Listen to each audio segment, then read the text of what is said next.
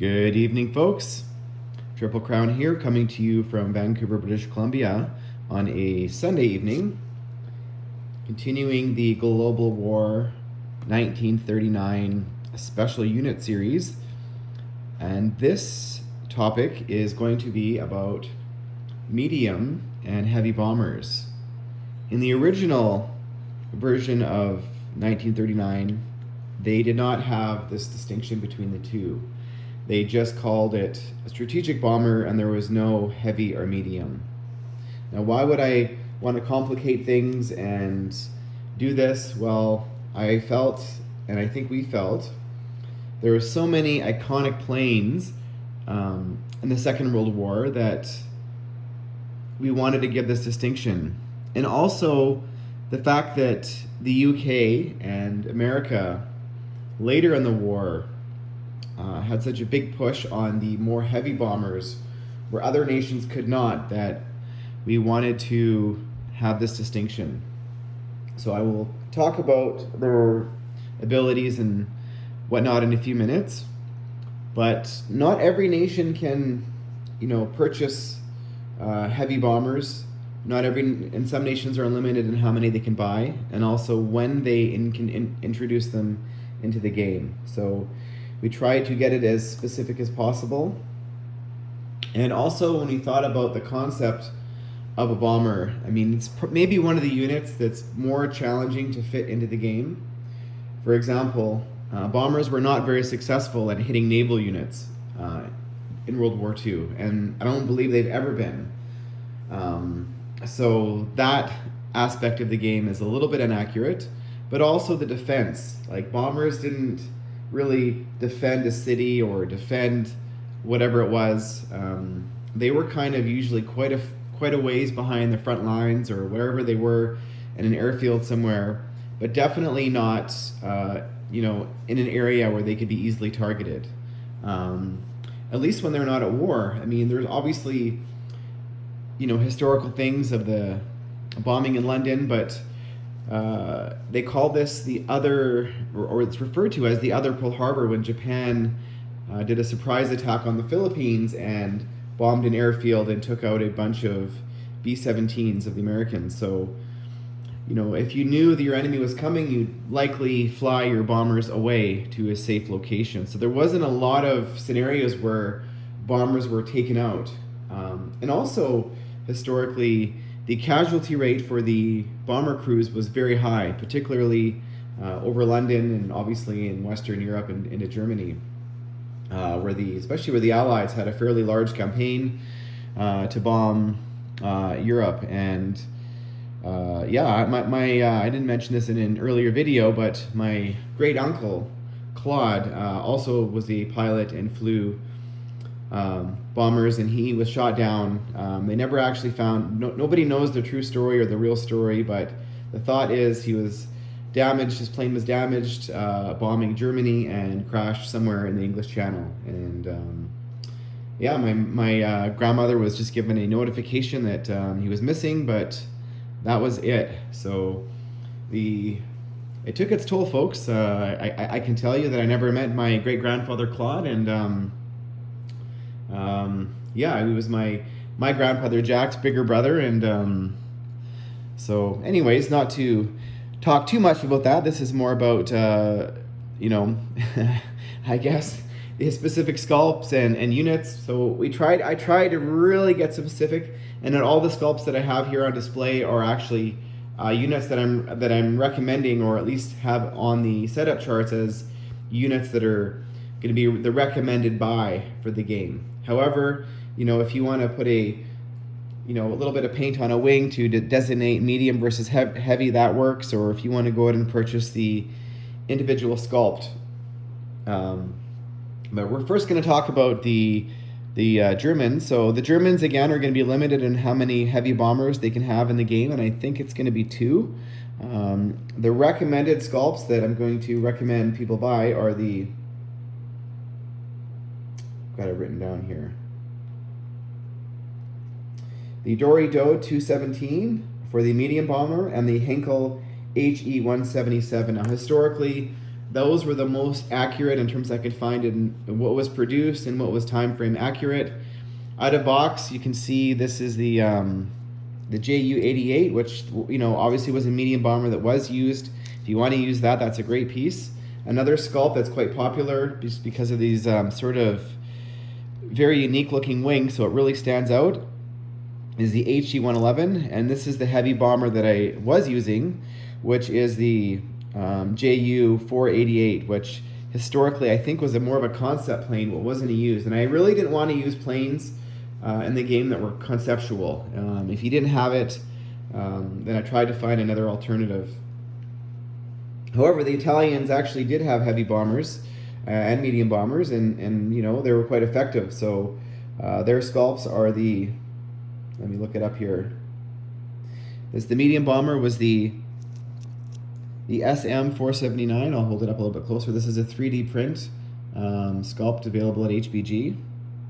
The Savoy 79 Marchetti, I believe. And this is the out-of-box Italian sculpt. This is the P108. So you can see the difference in sheer size between the medium and the heavy bomber.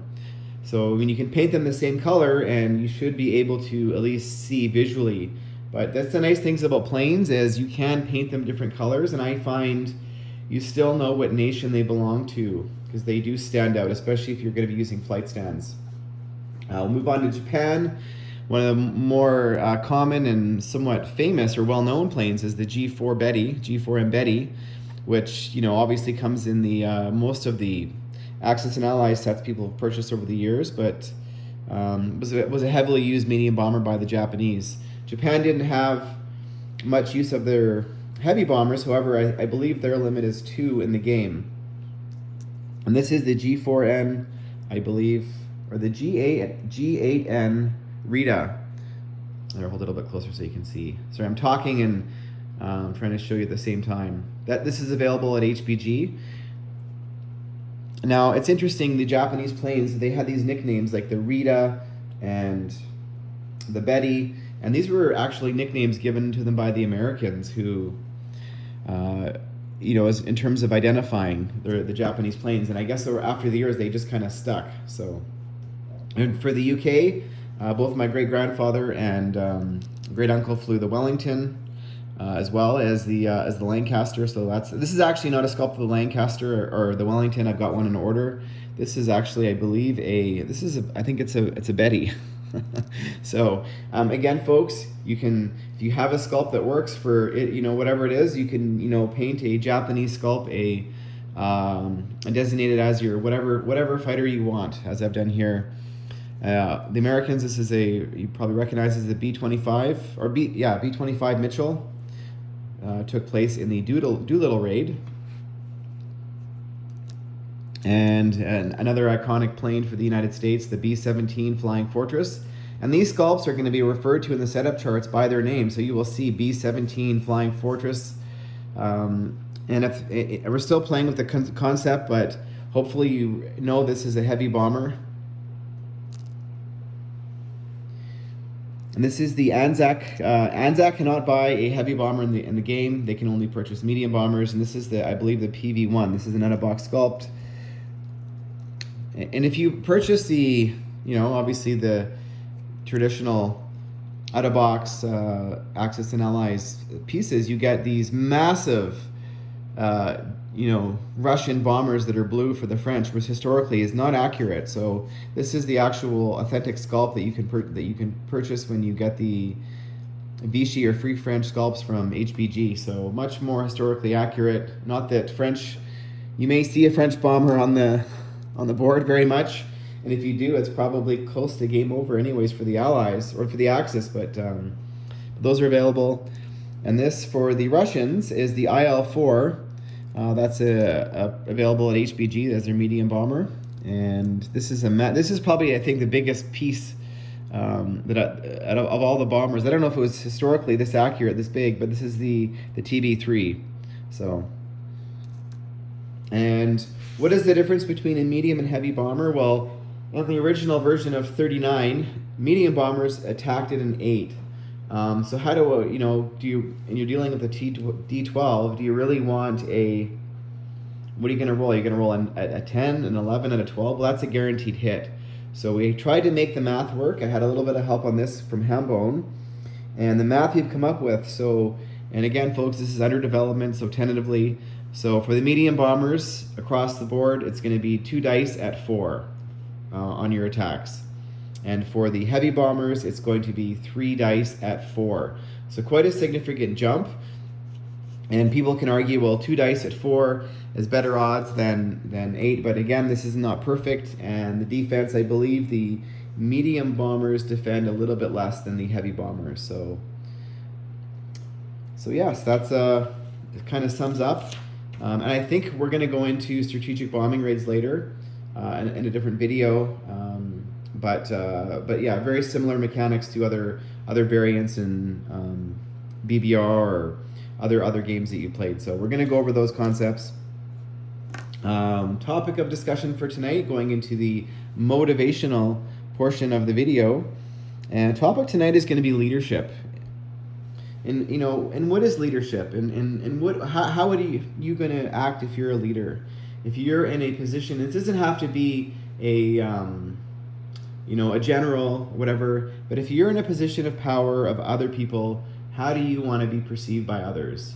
Are you just going to, demand respect from your people who are below you, or are you going to earn that respect? And how do you do that? One of the great leaders in the Band of Brothers series is Captain, or I think it was Major Dick Winters. And why, what was different about him? What made his men love him so much? Well, for one, he always led by example.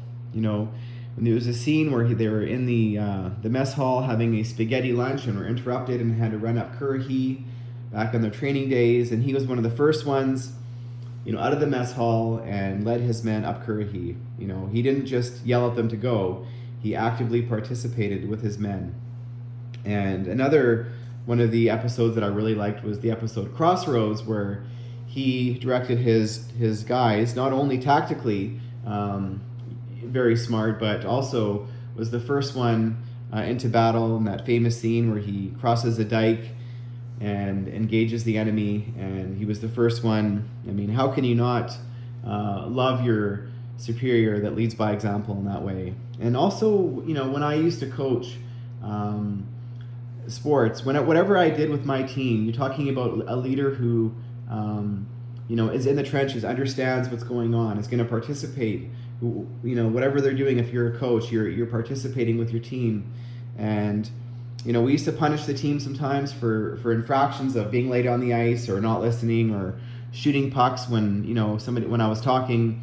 And the punishment was usually skating lines, which takes about a minute and a half, and you're skating the rink several times, lots of stops and starts. And whenever I punished my team, I used to always do it with them. So whatever that was, whether it was push-ups or skating lines, I did it with my team.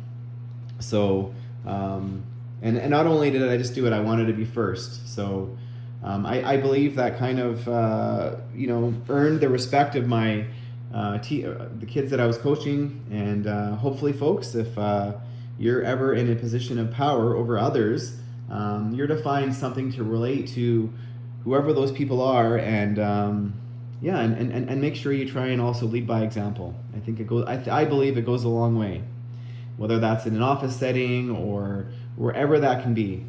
So thank you, folks. Thanks for watching, and stay tuned.